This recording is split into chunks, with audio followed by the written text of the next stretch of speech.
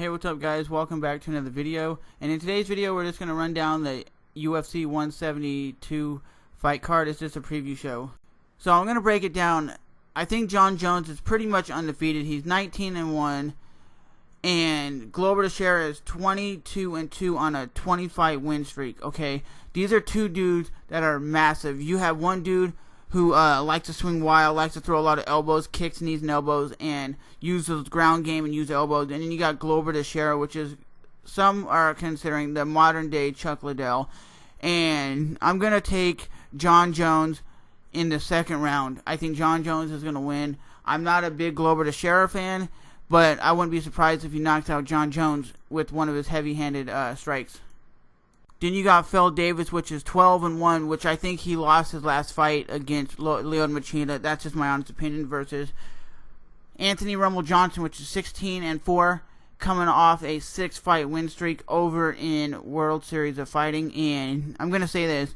Anthony Rumble Johnson has very heavy, vicious strikes, very vicious power.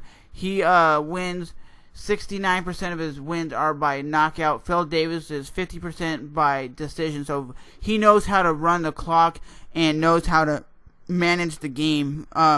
Phil Davis has better wrestling, not as devastating knockout power. And I'll say this.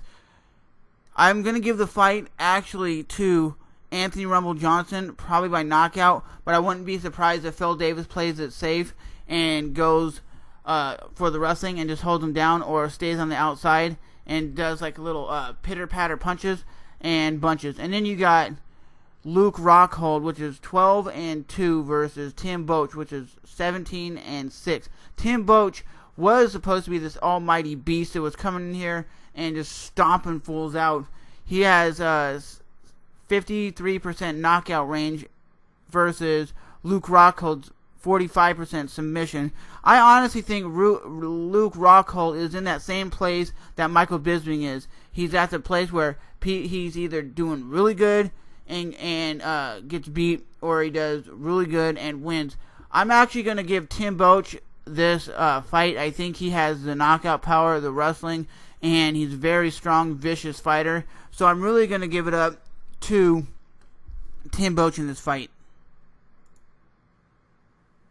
Medeiros. And you got Medeiros versus Jim Miller. Jim Miller at 155 pounds cannot be messed with. He is a complete beast at 155.